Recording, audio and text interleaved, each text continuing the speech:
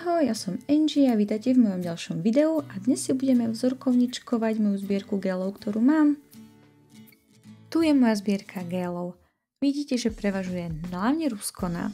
Avšak musím na začiatok povedať smutnú správu, že DNK sa neobjavia v tomto videu, pretože obsahujú TPO a ja som to zistila až potom, čo som to natočila. A keďže sú zatiaľ nedostupné, tak som na nich nechcela robiť recenziu. Skrátka len poviem, že tieto DNK produkty mám veľmi rada. A čo vám dnes ukážem? Ukážem, ako každý z týchto gelov vyzerá, taktiež v makrozábere. Budem ich nanášať, čím sa vám budem snažiť zdemonštrovať, aké sú husté alebo riedke. Pri takmer každom gele uvidíte aj fotku na ozajstných nechtoch, budú to moje práce. Pri každom gele sa vám taktiež zobrazí tabuľka s takým sumárom, kde bude jeho názov, prípadne odtieň, hustota, vyznačená na stupnici od 1 do 5, kde 1 znamená, že je veľmi riedky a 5, že je veľmi hustý. Je to stupnica vytvorená mnou podľa môjho nejakého uváženia a pocitu a tá stupnica bude porovnávať iba tie gely, ktoré sú na tomto videu. Taktiež tam budú uvedené aj nejaké iné detaily, napríklad či je gel vhodný na predĺženie voľného okraja. Verím, že toto video môže niekomu pomôcť, ak sa rozhoduje pri kúpe gelov, alebo to môže byť iba taký holíček, to už je na vás. Tak dúfam, že sa vám to bude páčiť a poďme už na to. Ukážku gelov začnem Ruskona line-upom, keďže najviac gelov mám práve odtiaľto. Prvý je Reflective Builder v odtieni Aura.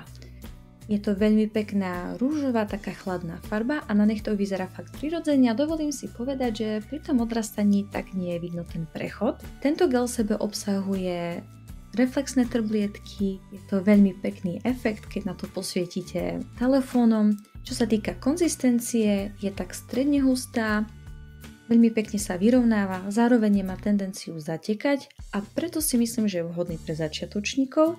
Taktiež tento materiál je pevný, je vhodný na predĺženie nechtov a mohol by byť fajn aj do dualiek, aspoň podľa mňa.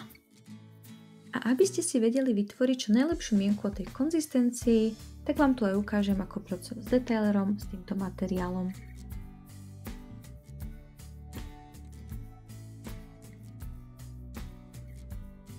Prosím pozor, nasledujúce odtiene sú extrémne rozkošné. Tieto gely sú z kolekcie Bloomy Builder, jeden mám v odtieni Beach Peach a druhý je v odtieni Dopamine. Dopamine je taký ružovejší a Beach Peach logicky z názvu vyplýva, že je taký viac marhuľkový. Obe geliky majú, povedala by som, rovnaké trblietky a rovnaké také mikropliešky, dalo by sa povedať. Čo sa týka konzistencie, sú samozrejme úplne rovnaké, sú riedšie ako bol Reflective Builder, ale nie je to až tak extrémne riedke. Krásne sa samovyrovnávajú, nemajú úplne tendenciu zatekať, teda aspoň dúfam. Pre začiatočníkov by som to asi úplne neodporúčala, pretože ako som už spomenula, sú trošku riedšie. Avšak jedná sa o pevný materiál, takže sú vhodné na predĺženie nechtov. Ja som robila s nimi aj na duálky a bolo to úplne v pohode. A teraz mi už neostáva nič iné, než sa tešiť na jar, kedy to budem môcť zase s týmito nádhernými gelikmi rozbaliť. Ďalší gelik je Yogurt Base v odtieni Violet. Je to nádherná pastelová fialová farba. Je vidieť, že tento gelik je veľmi riedky. Aj na detailných záberoch je vidieť, že ako náhle trošku pohnem kelímkom, ten gelik sa hneď ňom presúva.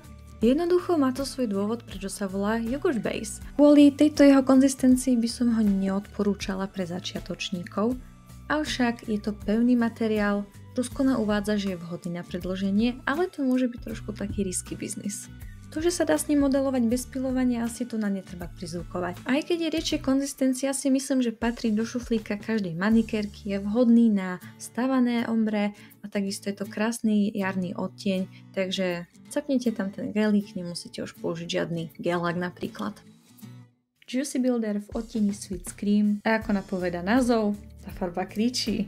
Ale nie je to až tak brutálne, asi keď sa už namodeluje na nechty. Je to teda nádherná ružová, taká letná alebo jarná farba. Konzistencia je asi taká medová, neviem ako by som to písala. Pekne sa samovyrovnáva, nemyslím si, že má tendenciu zatekať, rozhodne je hustejšie, aj to vidieť ako Yogurt Base. Je vhodný na predĺženie nechtov a podľa mňa by mohol byť vhodný aj pre začiatočníkov.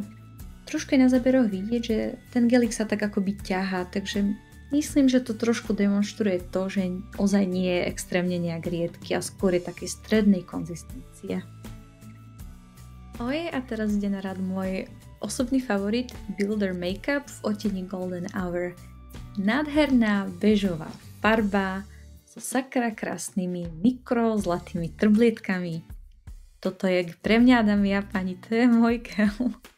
Je skvelej konzistencie, takej zase medovej, nemoc ťahavej, nemá tendenciu zatekať, pekne sa samovyrovnáva, dobre sa mi s ním pracovalo a taktiež je vhodný pre začiatočníkov a dajú sa s ním nechtíky aj predĺžovať. Je to samovyrovnávací gel, rovnako ako všetky gely, ktoré v podstate od Ruskona vlastním a Ruskona ešte uvádza, že má rovnakú viskozitu ako Reflective Builder, ale takto pri tom používaní ja to neviem rozoznať, ale chcela som vám túto informáciu dohodiť. Dva geliky sú z kolekcie Glam, prvý je Apricot a druhý je Light Pink, keď za mňa je skôr do fialová, ale snáď som farboslepá. Obidve sú krásne, trblietavé, tento Apricot je fakt taký šťavnatý, majú hustú konzistenciu, ale zároveň sa veľmi dobre vyrovnávajú a nebudú určite zatekať, teda nemajú tendenciu zatekať. Tieto gely sú vhodné pre začiatočníkov, ale nie sú úplne vhodné na predĺžovanie nechtov. Ruskona odporúča spevniť špičku tvrdším materiálom alebo vybudovať špičku nejakým tvrdším materiálom a pevnejším a potom domodelovať apex týmto. Je vhodný na modeláciu bez pilníkovania a keďže Ruskona uvádza, že je skôr taký gumovejší po polymerizácii, domnívam sa, že by sa mohol trošku horšie pilníkovať. Počkajte, ja som povedala, že ten Builder Makeup Golden Hour je môj favorit. Dámy a páni, Star is Born, nádherný, prenádherný, luxusný, brutálny gel. Aha, na tie trblietky. Nádhera. To je proste nádhera. A tá farba je taká akoby trošku mliečná s takým ružovým nádychom a je to ozaj veľmi pekné. Bolo vidieť, že tá konzistencia je taká hustejšia. Je to asi z dôvodu toho množstva trblietok. Pre mňa je trošku zápasenie nanášať ho, ale nie je to žiadna tragédia, pretože dá sa fakt celkom rovno namodelovať. Na to, že je to také, ja neviem, pudingové, bolo vidieť, že keď som hrabla do toho tým pomarančovým drievkom, že ten gel sa úplne nešiel nejak zaliať a spojiť do seba. Tento gel je veľmi pevný, je vhodný na predĺžovanie a mám ho vyskúšaný aj na duálkach, takže pecka. Každopádne toto je nádhera, milujem. Ďalšie gely sú z kolekcie Fluffy a podľa mňa je to asi najpopulárnejšia kolekcia, ktorú Ruskona má. Asi to bude tým, že sa vyznačuje veľmi prirodzenými, peknými farbami. Tie gely sú samovyrovnávacie, nemajú tendenciu zatekať, sú tak akurát husté, obsahujú sklené vlákno, čo im teda pomáha k tej pevnosti. Na záberoch ukazujem priehľadný clear a odtieň Let's Get Nude. Fluffy je vhodný na modeláciu bez pilníkovania, ale ak aj ozaj potrebujete ho vypilníkovať, pretože povedzme si, niekedy sa nám ujde nejaký hrbolček, krásne sa piluje, úplne v pohode. A určite ho môžu použiť aj začiatočníci. Mám tu aj Fluffy Plus a je to novinka od Ruskona a vyznačuje sa tým, že je hustejší ako Fluffy. Z týchto majú úplne rovnaké odtiene ako je Fluffy. Ja mám odtieň Blush a už som ho predtým mala v obyčajnej prvej verzii. Je to veľmi pekná, jemná, prirodzená rúžová, nie je to rozhodne taká Barbie rúžová. Je vidieť, že tento gelik sa tak trochu ťahá, čo je aj výhoda, pretože napríklad začiatočníkom to dá ozaj kopu času na tú prácu, bez toho, aby im nejaký ten materiál zatiekol. A takisto ako aj Fluffy, tak aj Fluffy Plus sú vhodné na predĺženie nechtov. Je to ozaj pevný materiál, skúšala som aj na duálky, šlo mi to v pohode.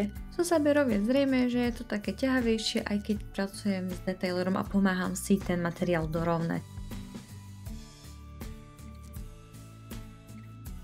A tu ešte pre porovnanie hustota Fluffy obyčajného a Fluffy Plus.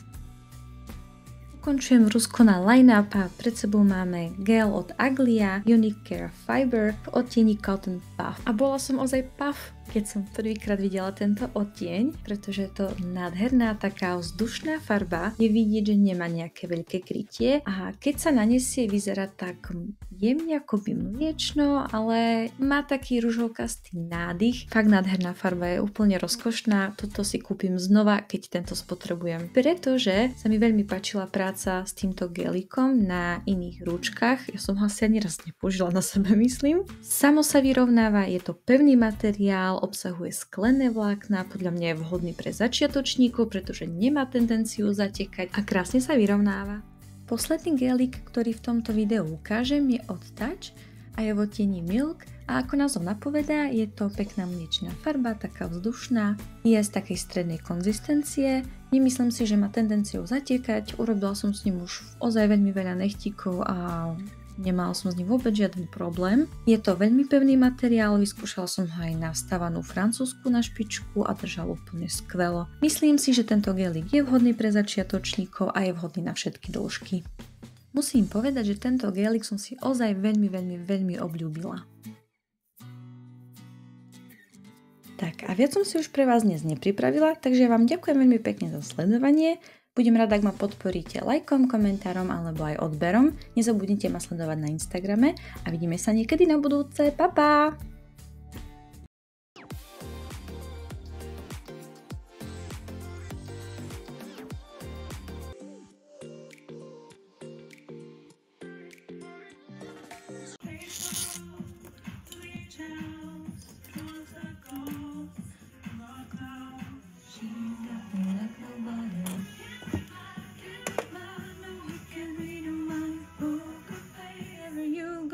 That's where I follow. Nobody's promised. Dneska nemôže to dopadnúť dobre. Už si veci dookola.